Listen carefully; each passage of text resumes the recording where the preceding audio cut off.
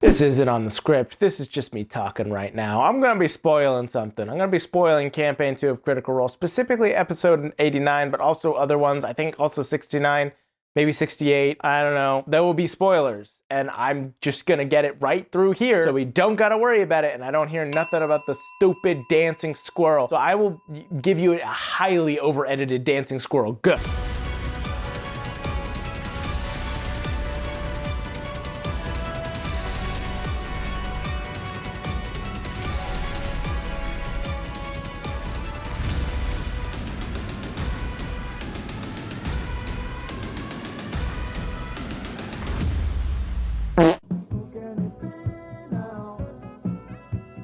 I hope that was enough for you fuckers. Every day I live on this earth and have to give another spoiler warning, another part of me dies. There have been so many times in the history of my channel where I have broken down intense, powerful moments of roleplay in actual plays. Moments that revolve around dice, moments that are pivotal to the story, moments that change the campaign forever.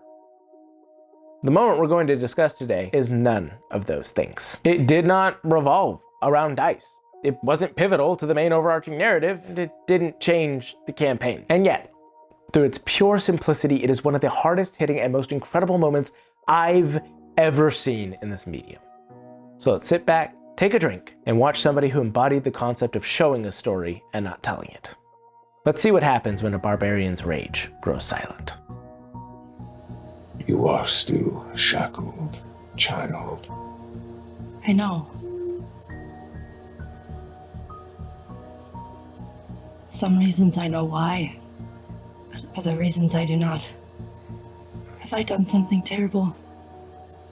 We've all done terrible things. These visions that you're giving me, where I see my friends, I don't know what that means. You have done terrible things. And you are capable of doing terrible things. Your strength is still not wholly your own. You are still shackled, child. Fight against them. Don't let the iron be your strength. How do I fight against it? Struggle. Push. Struggle. Push. The following ad segment was recorded by a very tired Jay hyped up on lots of caffeine from the following sponsor, and he was really excited about their products. I'm so sorry for what follows.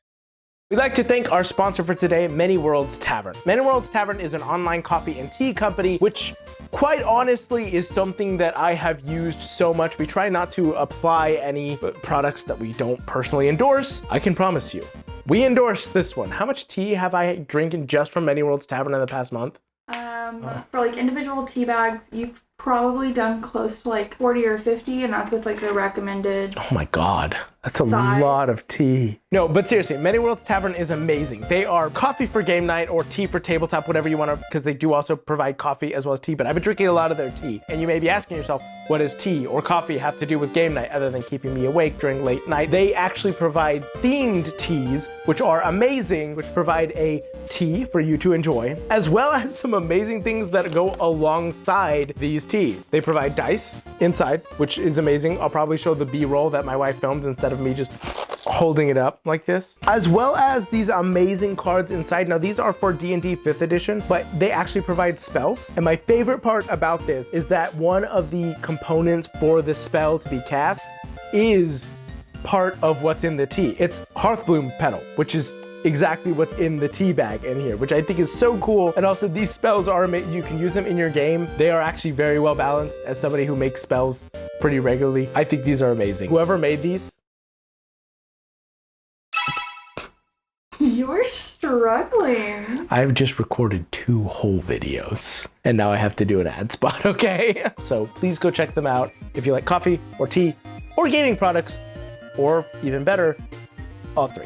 So this has been a really well produced ad spot. Back to the video.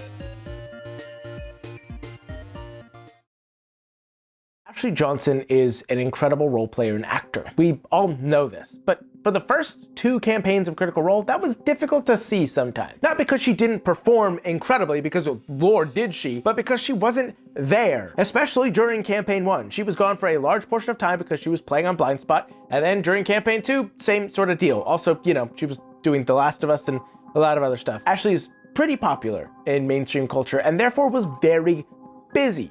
So we didn't get to see much of her. And during campaign 2, this especially caused a lot of issues. See, Yasha was a interesting character with a very hidden backstory for a large portion of the campaign. She was a barbarian who had come from a tribe that really didn't treat her well. And because of some specific actions and a tragedy, she ended up leaving, wandering through the desert, losing her memory, committing terrible crimes, before eventually being saved by the Stormlord, which is one of the gods in the world that they play in. Now, all of that is kind of important to this moment, but not really. We just need to know that she's been through a lot and has harmed people in the past, but has had a hard time remembering doing so. Until, that is, she ran into somebody from her past, Oba, who apparently at some point had controlled her and forced her to do the terrible things that she did, and then she was put under his control yet again. It was weirdly familiar. You began to feel the rush of memories of being found broken in the wastes.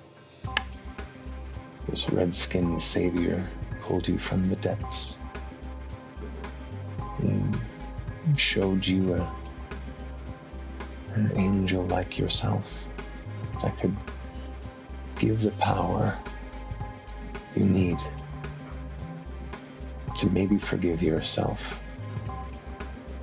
or perhaps one day avenge those that took your love from you. Flashes of you, brothers in arms, flashes of you hunting those who wander too far from their village, flashes of the bloodshed and carnage you caused. Now, this was actually done specifically so that they could dismiss Ashley from the campaign. She needed to go, you know, do all of her fancy celebrity stuff, but she wasn't going to be able to play because of that. And due to this fact, unfortunately, they had to get rid of her, and so Matt took her character away, and she went back to being under the control of Oban. Now, eventually, through an incredible battle, which I will someday actually cover on this channel, they managed to get Yasha back as Ashley came back to the campaign. And it was an incredible moment where they finally got their friend back, but it really was not addressed what Yasha went through during that time. And that is what leads us to the moment we're going to discuss today. Yasha is angry, and so too is Ashley. Now, I don't know specifically anything that was going through Ashley's head because, well, I'm not a mind reader, but I think we can extrapolate and put together a few different pieces to understand something that was happening. Ashley missed some important moments in the campaign. And no matter who you are, if you are this invested in a game like the Critical Role cast is, it's gonna kind of suck when you miss important moments. That's gonna sit within you. One of the most important things is Ashley missed Molly Mock's death. She was not at the table when this happened. And that sucks because Molly was her main connection in her character's backstory. So that's something you'd want to be able to experience, and even the moment of Yasha grieving Molly's death was not done by Ashley, but instead Matt. That in itself is going to cause some amount of frustration. And then she was forced to leave the campaign, and in doing so, her character ended up harshly betraying the rest of the party and almost getting them killed, leading to some very dramatic reactions from the rest of the cast. That in itself is, again, terrible. And so even when she got back, even when she was able to play again, it was not properly addressed. And at some point, that had to weigh in Ashley's mind, right? She needed her character to be able to address this. She needed to explore that, but how do you do that, especially when you haven't been in the campaign that long and you haven't managed to actually create that deep of a connection with the other characters yet because you were gone for so long? And so we lead to the moment where it all happens. See, they went to this fighting pit. Literally, it was just kind of to blow off some steam. They figured they'd bet some money, fight some people in a pit with some low stakes action, and honestly, it's a pretty fun time. Immediately across from you are iron bars that go across and separate this small area, this kind of entryway, from an open square fighting pit that is just scattered in rock and dust and gravel. The doors open. You see there are 2 guards to each side and one white-robed figure who's kind of in the process right now of sitting and having a drink and just like kind of sitting cross-legged on the ground. And notices as you arrive, there are torchlights flickering, and you can see these staircases that spiral upward there are kind of separate balcony chambers that are open and overlook this battlefield, where there are probably, you'd guess at this point, close to a dozen figures that are up there sitting, eating food, talking, watching, or waiting for the battle to commence as their entertainment for the evening. Bo and Ford duke it out in the pit with other individuals and have mixed results. Bo beats up a grandpa. Going for Pop. I'm gonna go kind of on the inside of him. I'm gonna try and break his defense. Go for it. That's funny because Pop is what his grandchildren call him. Get her, Papa! And Ford gets beaten up like a grandpa. You are blinded. This bad day. That's a crit. Nah. Oh, man. No, Ford's the grandpa in this fight.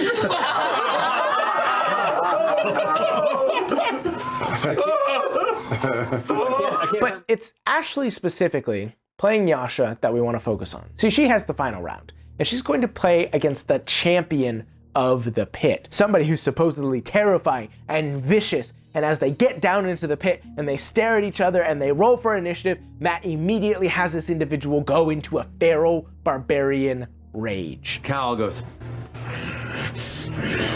bites her lower lip before charging towards you. Bonus action goes into a rage, frenzied rage. Frenzied rage, 3 attacks. Yeah. Specifically, a berserker rage, which is one of the more potent attempts of, well, showing barbarian rage in the rules because it allows you to have 3 attacks, not just 2. And immediately they begin duking it out. And it quickly becomes interesting because as this individual wails on Yasha, we get to Yasha's turn.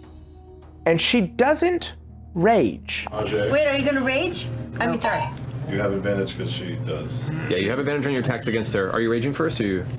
No. No? Interesting. Okay. In fact, the rest of the table seems to automatically think, hey, Ashley's kind of forgetting how to play the game again. Been a while since she's done this. Hey, do you want to rage? Ashley just says no and backhands the champion. Not even attempting to do damage, just backhanding her. 21 to hit.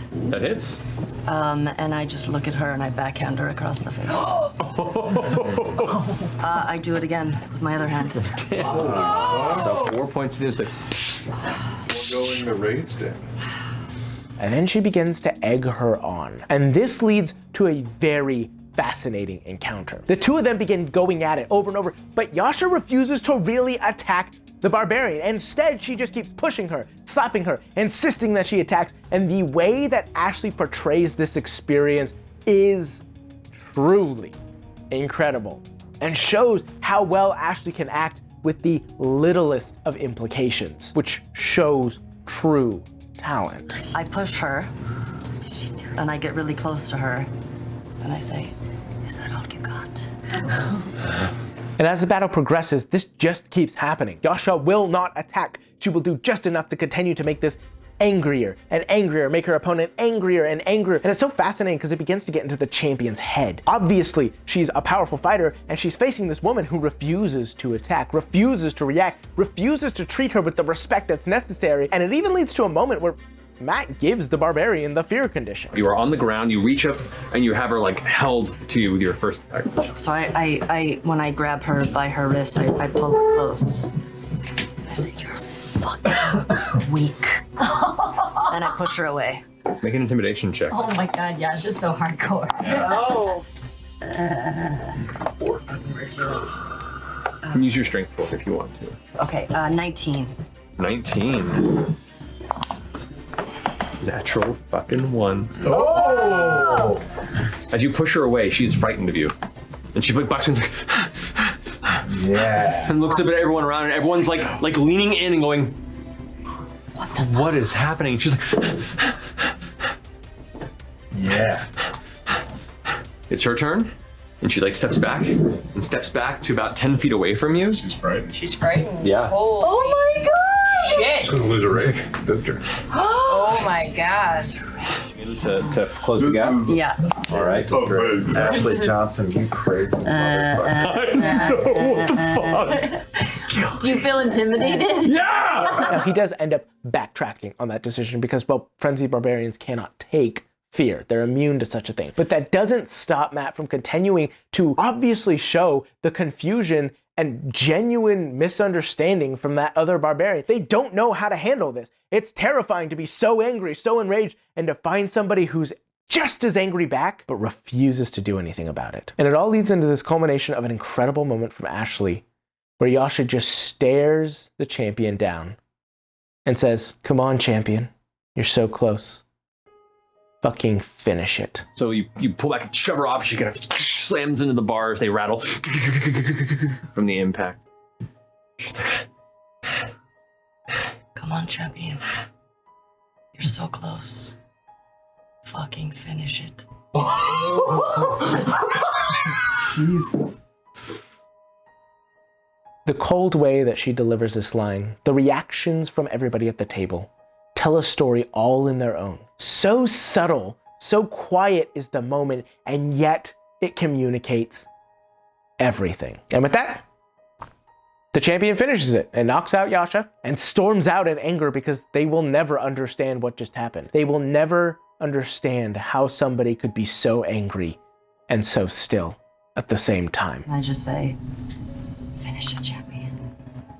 she looks so furious and so weirded out that she just like doesn't know what to do. It's like that will hit another 6 points of bludgeoning damage. As she hits me bloodied, just a smile of relief before being knocked unconscious. As the final blow, Yasha swings back. Her feet go into the air and on the ground. The smile on her face. So you don't even try the relent. Well, you're not raging, so that's rage, yeah. And so you just, the eyes kind of roll back as the grin hits that you all see. And everyone kind of goes like, yeah! And they cheer, Cal, Cal, Cal, Cal, Cal. But all the cheers kind of die away a bit because Cal is not celebrating. Cal is just like she had seen a ghost, is just staring at Yasha unconscious on the ground, the blood caked under her fingernails. You know, the little bit of blood trickling from her jaw, just kind of like,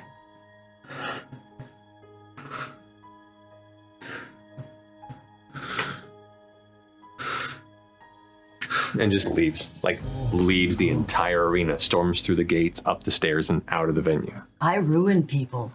She's gonna give up fighting. Wow. And even when Yasha is brought back up and everybody tries to check in with her, she just tries to shrug it off, to ignore it. In fact, the only person who seems to truly understand what just happened is Caleb. And honestly, he's not the most healthy person to talk to in this situation and does not really help the situation either, though it does make Yasha feel heard. Before Yasha even makes it like 8 or 9 steps from where she is, Caleb's already got 2 large flagons from the bar.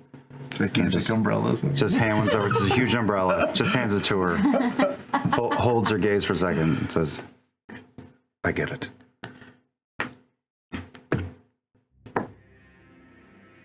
Now, at the end of this all, we see that Yasha is angry. Angry not at the world, not at her enemies, but at herself. And she has only expressed her anger and rage through violence. So there's only one way to feel as if she can process this anger against herself.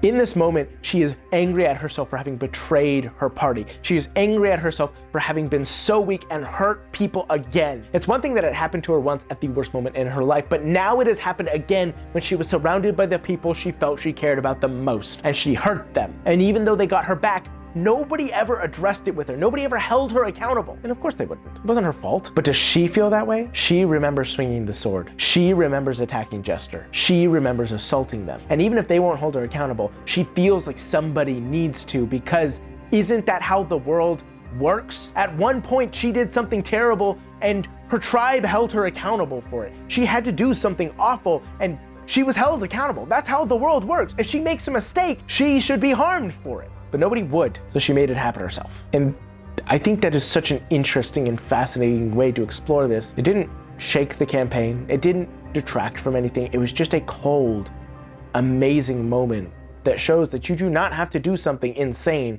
to tell the story of your character. But it also leads to another important lesson that Yasha would learn in the background of this story all the way to the end. And that is that forgiveness for oneself is mandatory. It is hardest to forgive yourself because there's nobody else that can validate that. If you harm somebody else and you say you're sorry and they say they forgive you, that is a verbal confirmation that it is okay, that you have been validated, that you have taken accountability. But when it is only yourself that you're blaming, and the only person who needs that forgiveness is yourself, there's nobody to validate that. There's nobody to give that. You don't feel like you earned it. You don't feel like you deserve it. You feel like something needs to happen to you, but it doesn't. The very fact that you have felt that harmful towards yourself, the very fact that you felt that anger towards yourself is punishment enough. We have to forgive ourselves for things that we've done, and that is difficult. But then we have to hold ourselves accountable and grow, and Yasha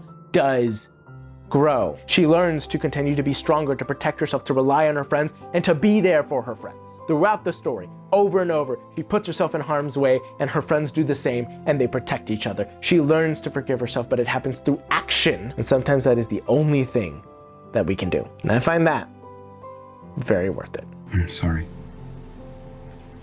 Where are you sorry? Unless my intuition is very off. You know regret. So it never goes away?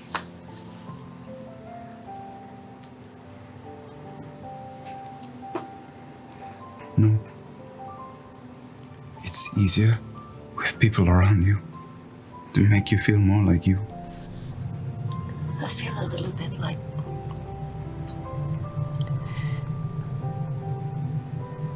the forgiveness is almost harder to deal with. I feel like anger is an emotion that I know how to deal with because that's where I live. But I feel like with everyone being so nice and accepting, I don't know how to handle it. Well, we are never going to wash our hands. We can use them to leave something better in the world.